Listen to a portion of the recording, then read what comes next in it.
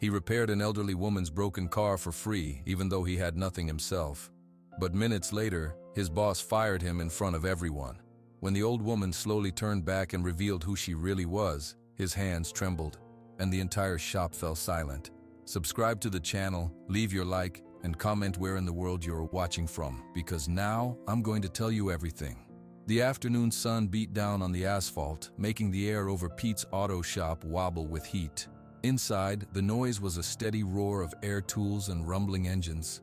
A mechanic named Joe wiped his forehead with a greasy rag. He looked at the boy quietly sorting sockets into a red metal tray. "Hey Tommy, you gonna just stare at that carburetor all day, or you gonna hand me the 9/16 wrench?" Tommy didn't look up.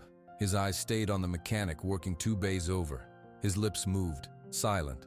Asterisk, click, click, click, clunk. "Tommy," Joe said, a little louder. Tommy blinked.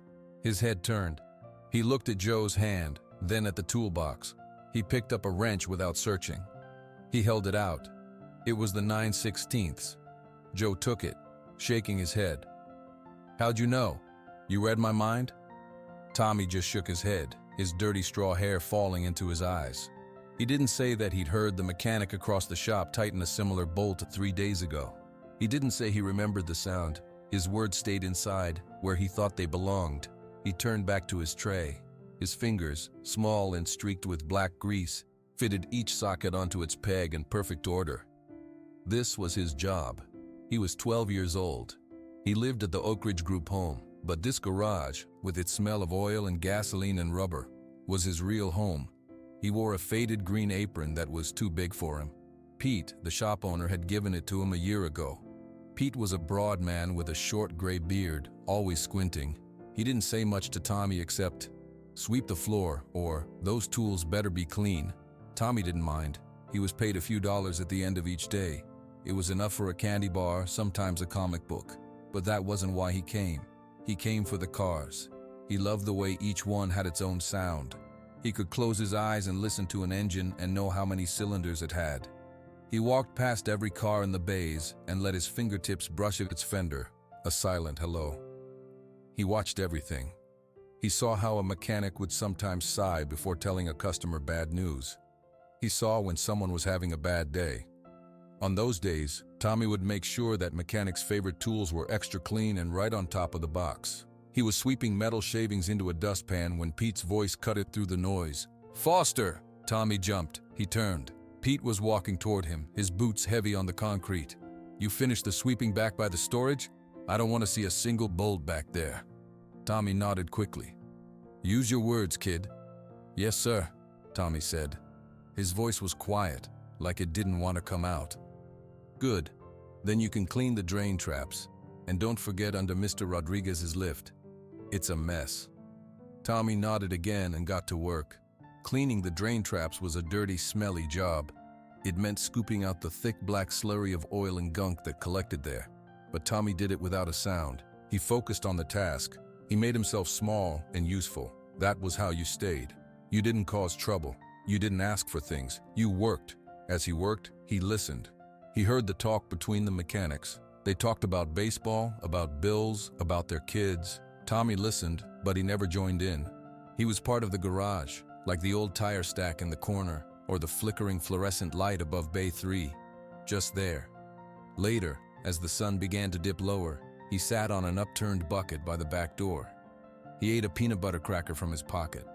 He watched the cars on the street, counting their cylinders by the sound of their engines passing by. For a little while, the knot that always sat in his stomach, the one that felt like being a burden, loosened.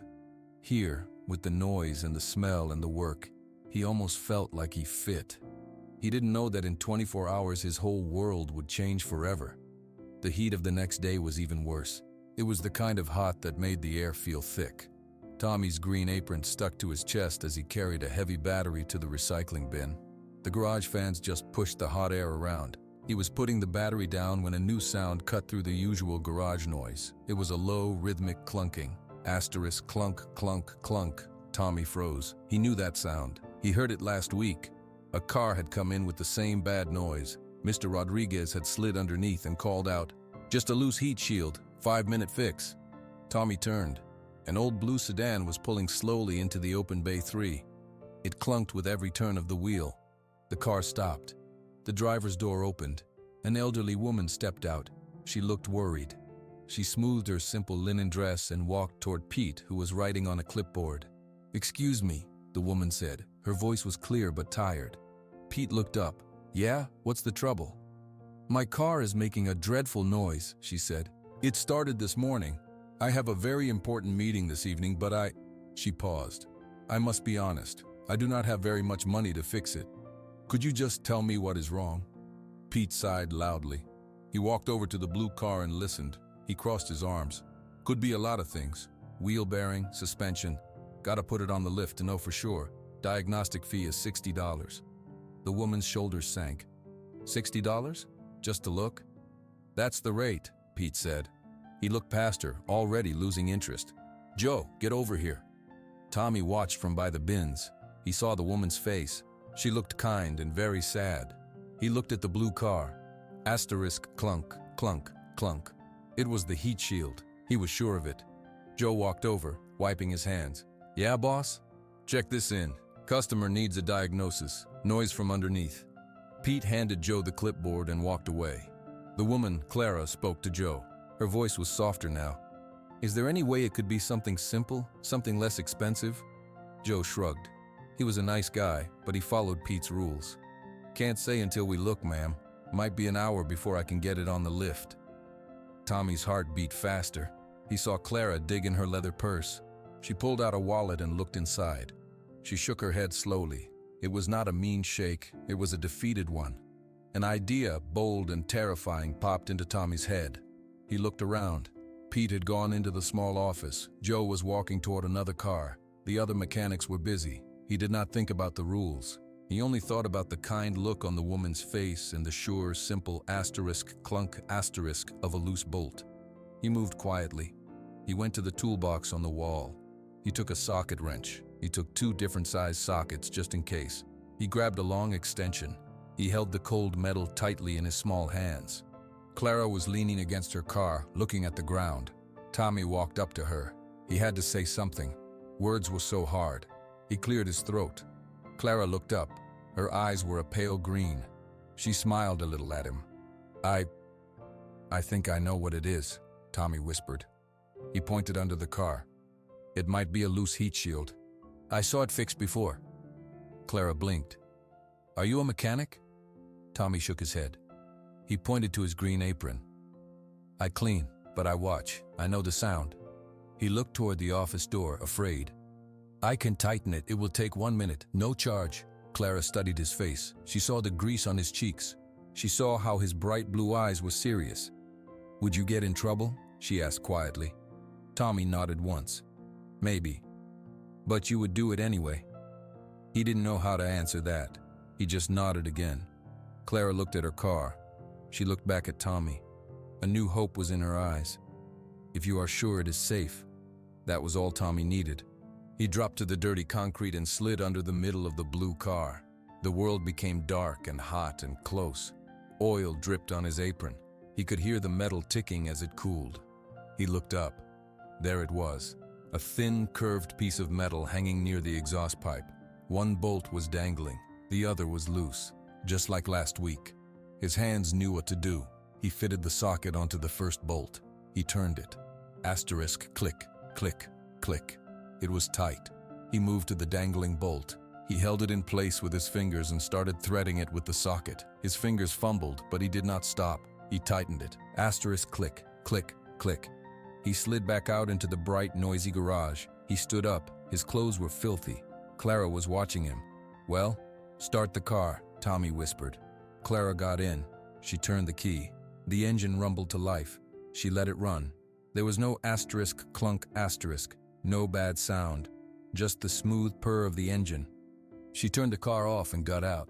Her face changed. The worry melted away. She put a hand over her mouth. Her eyes filled with tears. "Oh, you wonderful boy," she said. Her voice shook.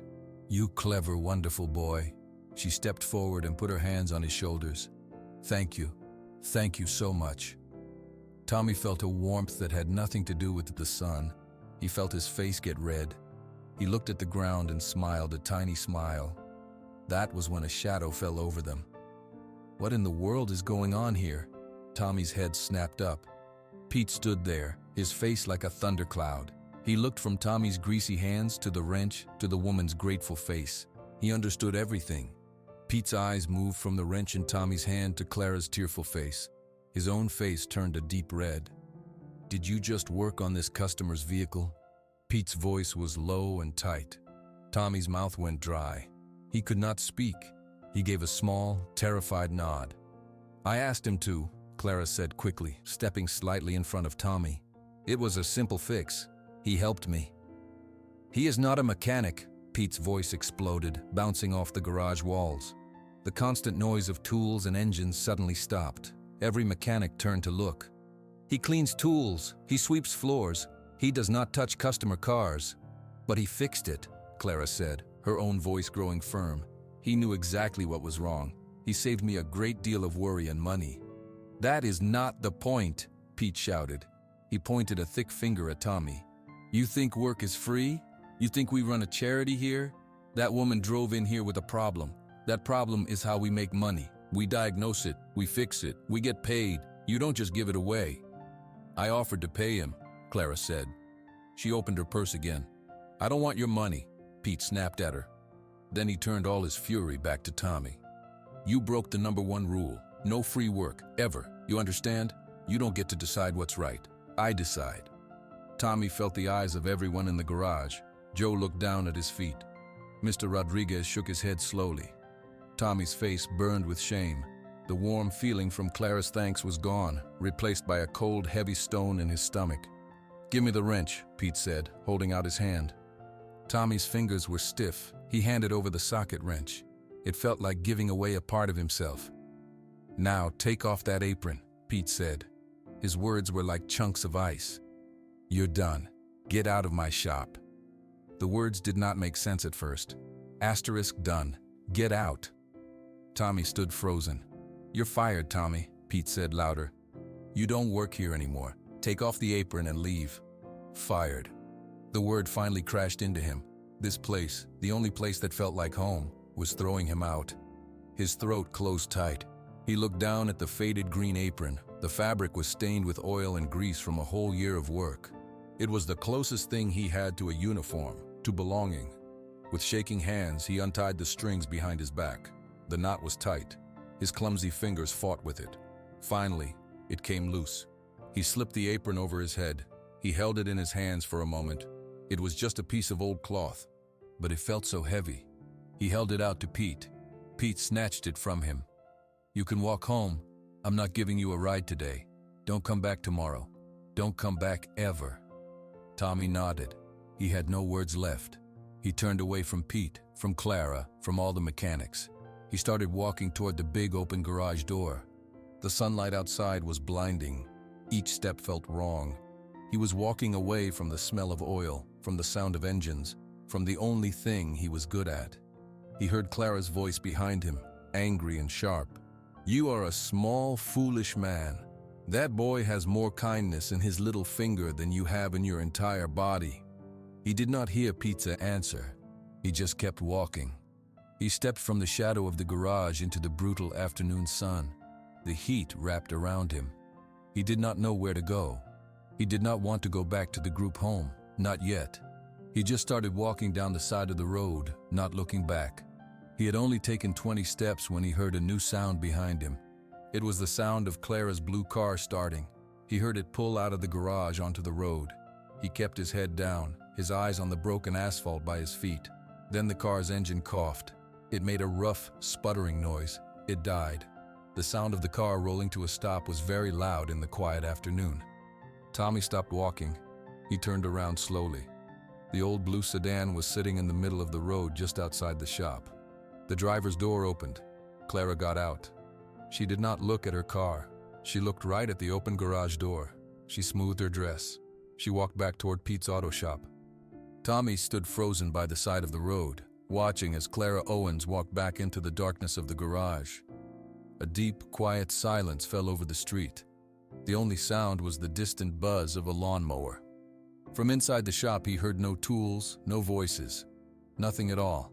The silence inside Pete's auto shop was total. The fans whirred, pushing the hot air, but no one spoke. No tools clanged. Every mechanic stared as Clara walked back in. She did not look at any of them. Her eyes were fixed on Pete. Pete still held Tommy's green apron in his fist. He looked from Clara to the road where her car had stalled. "Problem with the repair?" he asked, a hint of old satisfaction in his voice. Clara stopped a few feet from him. She stood very straight. "The repair was perfect," she said. Her calm voice filled the quiet space. "The car is very old. It has a separate issue. That is not why I have returned." "Then why are you here?" Pete asked, his impatience returning. "I have a business to run." Clara's pale green eyes held his. "Young man," she said, though Pete was not young. "Do you know who I am?" Pete snorted. "A customer with a broken-down car?" "My name," she said slowly, "is Clara Owens." The name hung in the oily air. For a second, nothing happened. Then Pete's face changed. The anger drained away, replaced by confusion, then by a dawning, terrible understanding. His mouth opened slightly. Joe the mechanic whispered, "Owens? Like the parts company?" "I am the founder and owner of Owens Auto Parts," Clara said, not raising her voice at all. "The company that supplies every single auto shop in this state.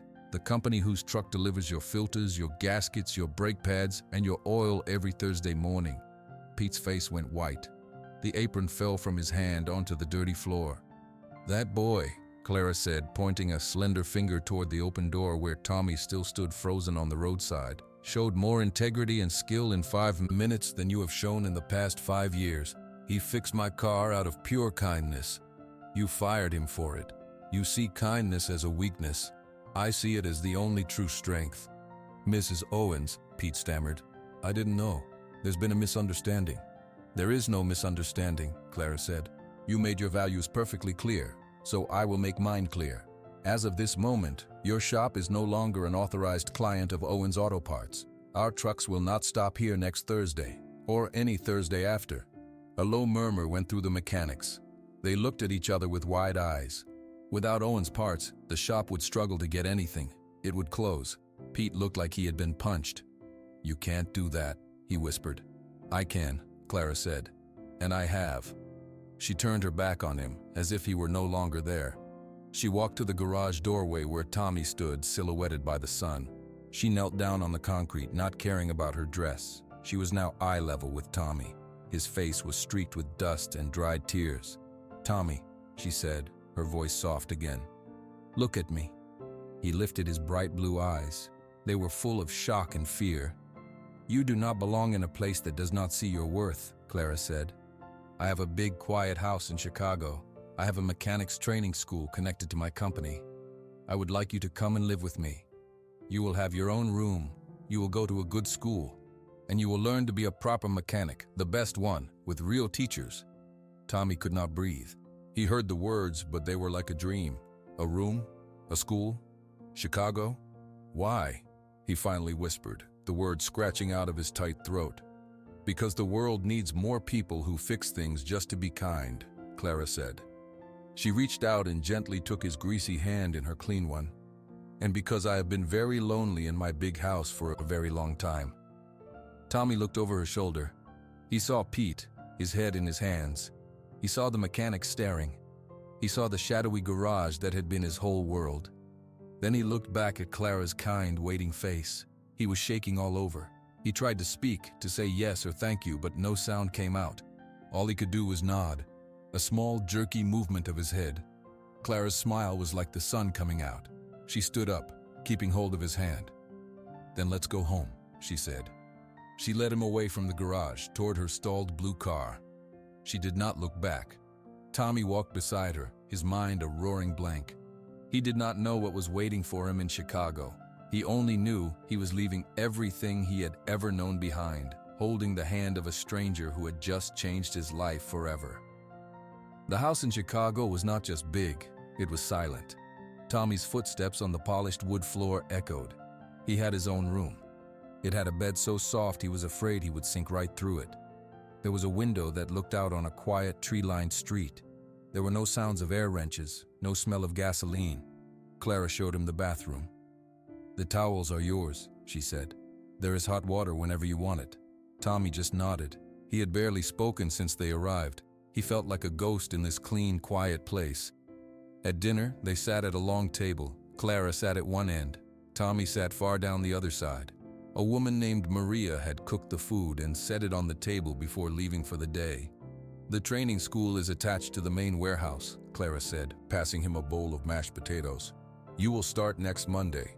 They will give you proper coveralls, your own tools eventually." "Thank you," Tommy whispered. He did not know what else to say. Clara watched him push the food around his plate. "It is very quiet here, isn't it?" she said. Tommy nodded. "I am used to the quiet," Clara said. Her voice was softer. "My husband, Henry, he loved the quiet. After he passed, the quiet got bigger. My son, Michael, he left a long time ago. He said the quiet was like a wall. So the house has been just me for many years." Tommy looked up. He saw not the powerful business owner, but a lonely old woman. He understood missing someone, even if you never really had them to begin with. The next day, Clara took him to Owen's Auto Parts. The building was enormous. It was not a garage. It was a giant warehouse full of shelves that reached the ceiling. Forklifts moved like bees carrying boxes. In a separate bright section was the training school. There were 6 shiny cars on lifts. Students in clean blue coveralls worked on them. A man with short blonde hair and a tight smile walked over. He wore a manager's badge. "Mrs. Owens, this must be the young prodigy." He held out a hand to Tommy. "Brad Miller. I run the training program." Tommy shook his hand. Brad's grip was very strong. "Brad will get you settled," Clara said. She put a hand on Tommy's shoulder. "I will be in my office if you need me." She walked away, her heels clicking on the concrete. Brad's smile vanished as soon as she was gone. "All right, kid, rule 1. You may be her pet project, but in my shop you follow my rules. You get no special treatment. Understood?" "Yes, sir," Tommy said. Brad gave him a pair of coveralls that were too big and a basic toolbox. "Start with Bay 3. The car needs an oil change and a tire rotation. The work order is on the clipboard. Do it exactly by the book. I'll check it." Tommy went to work. The tasks were simple. He had watched them done 100 times. He focused, trying to be perfect. He finished and checked the clipboard. He had done everything listed. Brad came over later. He looked at the car. He checked the oil cap. He shook his head. "You didn't tighten the oil filter to spec. It's leaking. Clean it up and do it again. And the lug nuts on the rear tire are loose. Sloppy work, Foster." Tommy was confused. He knew he had tightened them. He was sure. But he just said, "Yes, sir." A few days later, Tommy was looking for a specific socket. He knew he had left it on the bench. It was gone. He spent 20 minutes searching before Brad walked over. "Losing tools already?" Brad said loudly. "Those come out of your allowance, you know. Maybe you're not as sharp as Mrs. Owens thinks." Tommy found the socket later, hidden under a rag in a different bay.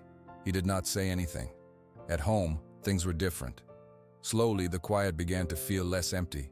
Clara asked him about his day. She listened when he talked about the different engines. One evening, she was in the living room looking at a picture in a silver frame. "Who is that?" Tommy asked quietly. Clara turned the frame so he could see.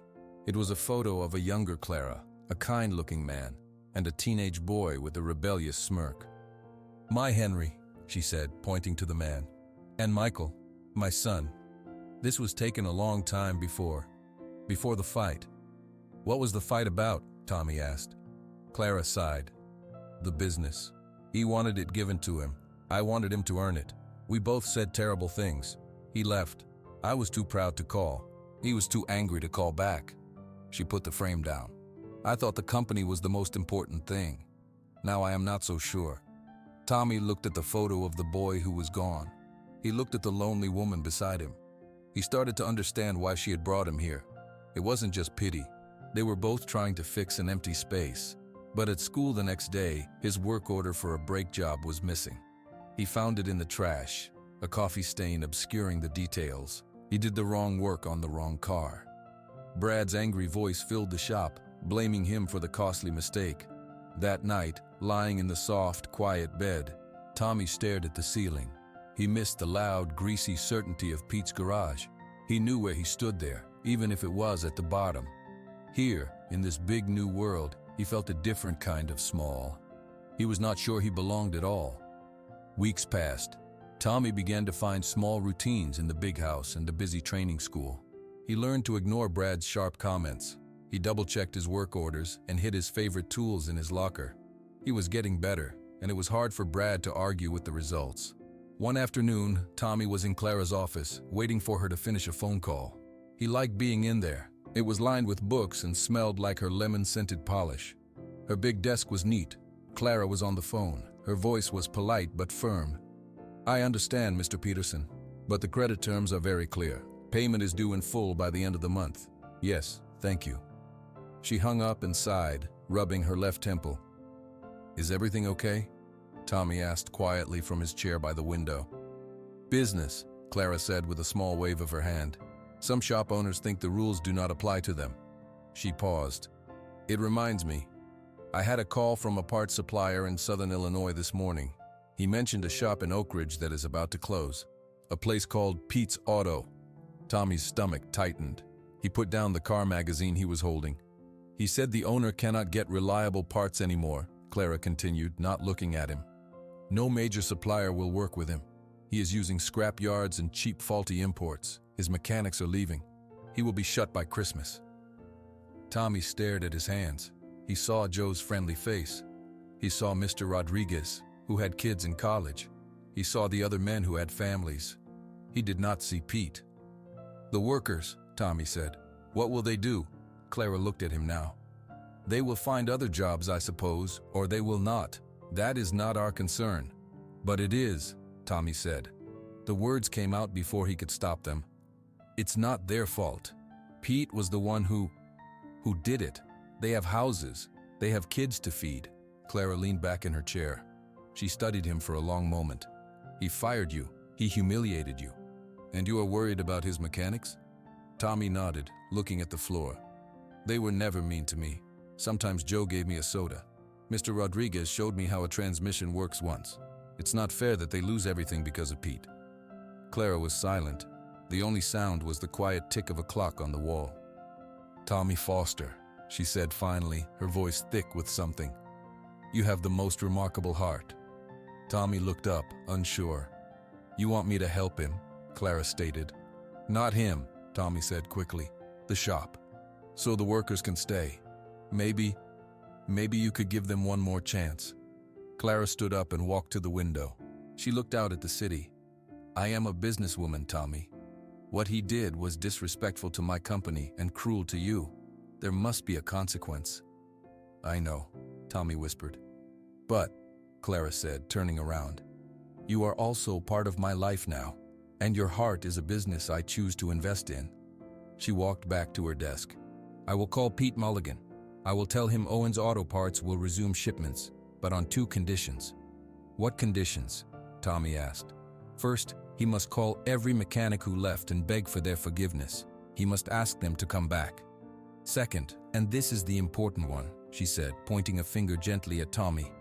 "Every summer for free, he must take 1 student from our training school here in Chicago. He must teach them, mentor them, and give them a real chance, just like you should have had." Tommy's eyes grew wide. "Do you think he'll say yes?" "If he wants to save his shop, he will," Clara said. She picked up the phone. "Would you like to stay and listen?" Tommy shook his head. He felt too nervous. He left the office and waited in the hall, his ear almost pressed to the door. He heard the low murmur of Clara's voice. It was calm and clear. He could not hear the words. The call did not last long. Clara opened the door and found him there. "Well?" Tommy asked. "He agreed," Clara said. A faint smile touched her lips.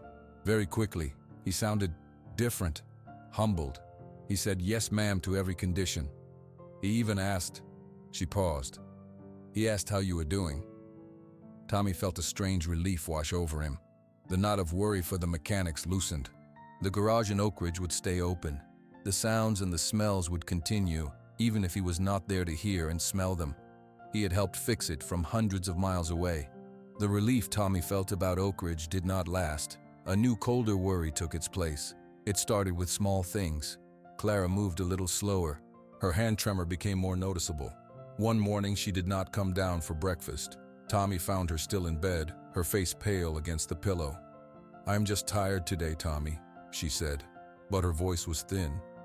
"Should I call the doctor?" he asked, standing awkwardly in the doorway. No, I will be fine after some rest." But she was not fine. 2 days later, Maria found her on the floor of her study. Clara had tried to stand up and her legs had given way. The ambulance came. Tommy rode in the back with her, holding her hand. Her skin felt papery and cool. At the hospital, doctors and nurses moved around her bed. Tommy waited in the corner, trying to be small. Words floated past him. Tests. Weakness. Heart. After a long time, Clara waved him over. She looked very small in the big white bed. "Tommy," she whispered, "in my purse. There is a white envelope. Please get it." Tommy found her leather purse on a chair. Inside was a plain white envelope sealed shut. His name was written on the front in her elegant handwriting. He brought it to her. She took it but did not open it. She held it tightly. "I need you to listen to me," Clara said. Her green eyes were serious. "I am an old woman. My body is tired. Whatever happens, I need you to promise me something." "Anything," Tommy said, his throat tight. "You must take this letter. Do not open it. Not yet. Only open it if something happens to me. Do you understand? Only then." Tommy did not understand, but he nodded. "I promise." "Good," she said. She tried to smile. "You are a good boy, Tommy. The son I always wished I had." She pressed the sealed envelope into his hands. "Now go home with Maria. Get some sleep." Tommy went home. The big house was louder in its silence. He placed the envelope on his dresser. He did not look at it. Clara stayed in the hospital for a week. Tommy visited every day after school. They talked about simple things, about the training school, about the cars he was learning to fix. She never talked about being sick. She never talked about the letter. One evening, as he was leaving, she held his hand a little tighter. "Remember your promise," she said softly. "I will," Tommy said. The phone call came in the middle of the night. Maria answered. Tommy heard her say, "Oh no." He already knew. Clara Owens had passed away in her sleep. Her heart, the doctors said, had simply stopped. The funeral was large. Many people in dark suits came. They shook Tommy's hand and said words he did not hear. Brad was there, his face a careful mask of sadness. Tommy felt numb. The world had gone gray and quiet. Back at the empty house days later, Tommy sat on the edge of his bed. He looked at the white envelope on his dresser. He remembered his promise. Asterisk. Only if something happens to me. Something had happened. With trembling fingers, he picked it up. He broke the seal. He pulled out a single piece of thick, cream-colored paper. He began to read Clara's handwriting. Asterisk. My dear Tommy, if you are reading this, then I am gone. Do not be sad for too long. I was ready. I lived a very long and full life, but my life had one great emptiness. I lost my own son because I valued my business over his heart. When I met you, I saw a heart that was kind, smart, and true. You fixed more than my car that day. You gave an old woman hope. I have no living family. I have only you. So, it is with all my love and certainty that I leave you everything I own. My company, Owens Auto Parts, my house, all my money. It is all yours. I have told my lawyers this. They will help you. Do not let anyone tell you that you do not deserve it. You deserve a family and a future. This is my gift to you. Be brave, be kind, fix things. Your friend and your grandmother in spirit. Clara asterisk. Tommy read the letter 3 times. The words would not settle in his mind. Asterisk. The company, the house, all my money. It is all yours. It was impossible. He was a 12-year-old boy from a group home. He dropped the letter as if it had burned him. He could not breathe. This was too big. This was a mountain falling on him. Downstairs, he heard the front door open. He heard Brad's voice, talking to one of the lawyers who had been handling Clara's affairs. Just need to see the paperwork for myself, Brad was saying, his voice smooth. As the senior manager, I have a responsibility to ensure stability during this transition. Tommy sat on his bed, staring at the letter on the floor. He did not know it yet, but the storm was already coming. Brad's careful footsteps were coming up the stairs. A soft knock came at Tommy's bedroom door. Before he could answer, it opened. Brad stood there, his tight smile back in place. His eyes went straight to the letter on the floor. "Tommy," Brad said. His voice was too friendly. "The lawyer is downstairs. We need to talk about Mrs. Owens's wishes." He stepped into the room and picked up the letter. "That's mine," Tommy said quietly. Brad scanned the page. As he read, his face turned hard. The friendly mask vanished. "This is a joke," he whispered. Then he looked at Tommy, his eyes cold. "You cannot be serious. She left it all to you? A child?" "She wrote it," Tommy said, his voice trembling. Brad laughed, a harsh sound. "She was old. She was confused. A company worth millions cannot be run by a 12-year-old orphan who changes oil. It's not legal." Downstairs, the lawyer, a woman named Miss Jenkins, was waiting in the living room. She had a briefcase. She looked at Tommy with kind eyes. "Tommy, my name is Andrea Jenkins. I was Mrs. Owens's lawyer. Her will is very clear. She has named you as her sole heir." Brad stood in the doorway. "This is insanity. He's a minor. The court will never allow it. The company needs leadership, real leadership." "The will is legal," Ms. Jenkins said firmly. "It provides for a board of trustees to manage the company until Tommy is 18. He will own it. He will live here." "I'll fight it," Brad said, his voice low and angry. "I've given 20 years to this company. I'm the senior manager. I will go to court and prove she wasn't in her right mind, or that he pointed at Tommy, manipulated a lonely old woman. The words felt like a physical blow. Tommy shrank back in his chair. "Those are serious accusations, Mr. Miller," Miss Jenkins said. "You'll see how serious they are," Brad said. He turned and left, slamming the front door. The legal papers came a week later. Brad was contesting the will. He wanted the court to name him the rightful owner of the company. The next few months were a blur of fear. Tommy had to go to a big, scary building for a deposition. He sat in a room with a long table. Brad's lawyer, a man with a sharp suit, asked him questions. "Tommy, did you ask Mrs. Owens for money?" "No, sir." "Did you tell her you wanted her company?" "No, sir." "Did you comfort her? Bring her tea? Make her feel like you were the grandson she lost?" I was just living there." "So you took advantage of her loneliness, isn't that right?" Miss Jenkins would object. The questions would stop, but the meaning hung in the air. They were painting him as a thief. Later, they brought in people from the training school. Brad had talked to them. A young mechanic said he was always losing tools, his work was messy. Another said he seemed quiet, like he was hiding something. Tommy wanted to scream that it was all lies, that Brad had set it up, but the words stuck in his throat. He just shook his head. One night, Miss Jenkins came to the house. She looked tired. "The court date is set for next month," she said. "Brad's case is weak, but he is convincing some people.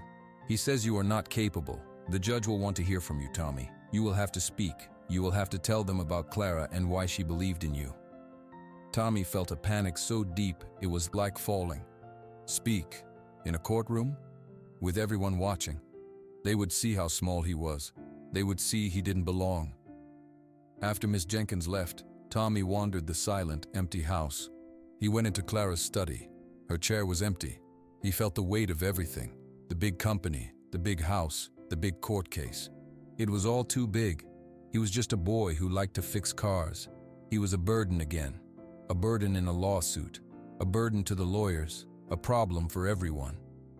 He thought of the garage in Oak Ridge, the simple noise, the simple work, the place where he knew what to do. He did not pack a bag, he just put on his coat. He took the small amount of cash he had saved from his allowance. He slipped out the back door into the cold Chicago night. He walked to the train station, his head down. He bought a ticket to the only place that had ever felt like home, even after it had thrown him out. The familiar smell hit him first. Oil, old concrete, and cold metal. Tommy was curled up in the narrow space between the back wall of Pete's auto shop and the chain-link fence. It was his old hiding spot where he used to eat his snack. The night air in Oak Ridge was freezing, but the wall still held a little of the day's sun. He heard the shop's back door squeak open.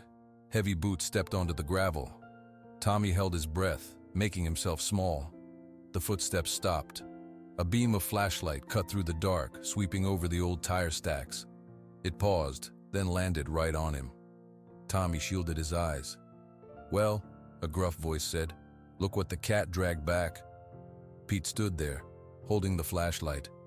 He wasn't wearing his shop coat. He just wore a flannel shirt. He looked older. He switched off the light. For a long moment, they were both in the dark. Tommy waited for the yelling to start.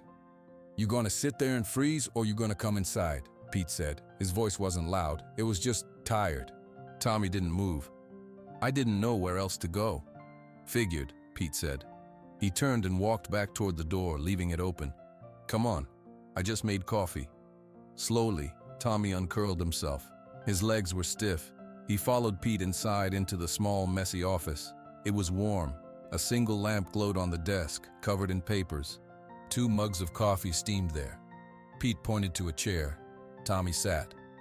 Pete sat behind the desk. He pushed 1 mug toward Tommy. "Cream and 3 sugars. That's how you used to steal it from the break room, right?" Tommy nodded, surprised he remembered. He wrapped his cold hands around the warm mug. He didn't drink it. "Heard about Clara Owens," Pete said, looking into his own coffee. "I'm sorry. She was a tough lady, but she was fair to me in the end. That was because of you." Tommy looked at the floor.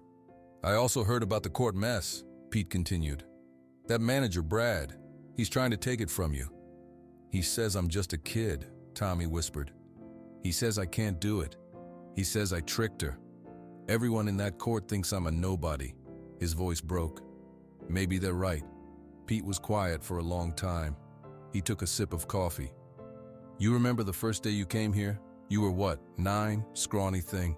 You asked if you could sweep for $1. I said yes because I felt sorry for you," Tommy remembered. "Then I saw you watching Joe fix a carburetor. Your eyes were glued to his hands. You weren't just a kid looking for money. You were a kid trying to learn a language, the language of engines." Pete leaned forward. "You have a gift, Tommy. I saw it even when I was too stubborn to admit it. You can fix things." "I can't fix this," Tommy said, a hot tear escaping down his cheek. "It's too big. It's a company. It's lawyers.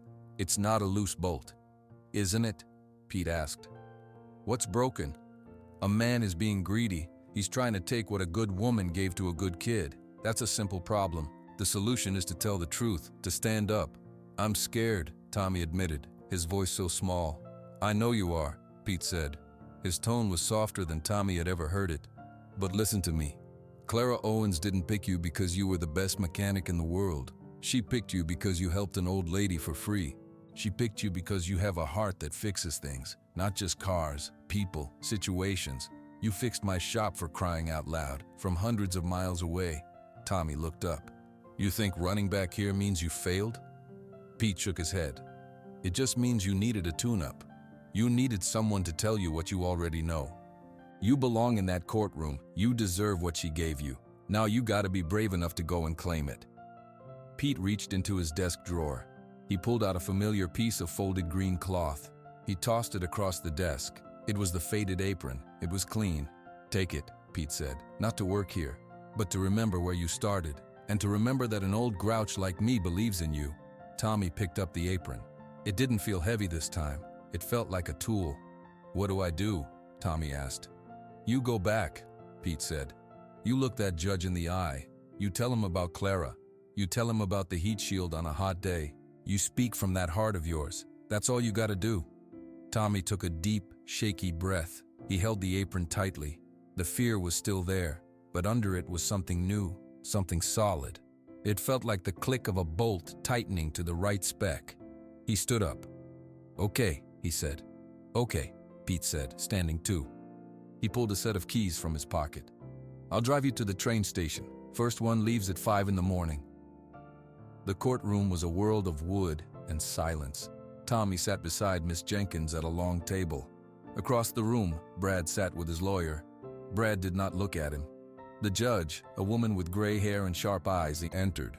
Everyone stood, then sat. "This is the matter of the estate of Clara Owens," the judge said. "Mr. Miller contests the will. He claims the beneficiary, Thomas Foster, is unfit and that undue influence was involved. We will hear arguments." Brad's lawyer stood up. He talked about Clara's age. He talked about Tommy being a stranger. He called Tommy a ward of the state with no business acumen. The words were cold and slick. Then Miss Jenkins stood. She spoke about Clara's sound mind. She showed the letter. She talked about the legal trust for Tommy's care. Mrs. Owens's wishes are clear, Your Honor. The judge nodded. I would like to hear from the beneficiary. Thomas, please come to the stand. Tommy's legs felt like water. He walked to the witness chair. He promised to tell the truth. He saw Pete, sitting in the very back row, give him a single nod. Brad's lawyer approached him. Thomas, did you ever ask Mrs. Owens for anything? No, sir. Did you expect to inherit her company? No, sir. I didn't expect anything. But you stayed in her house. You let her pay for your school. You benefited greatly, didn't you? Tommy took a breath. She was lonely. I was lonely. We were just keeping each other company. The lawyer seemed annoyed.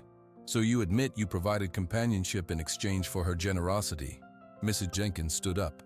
Objection. He's putting words in the witness's mouth.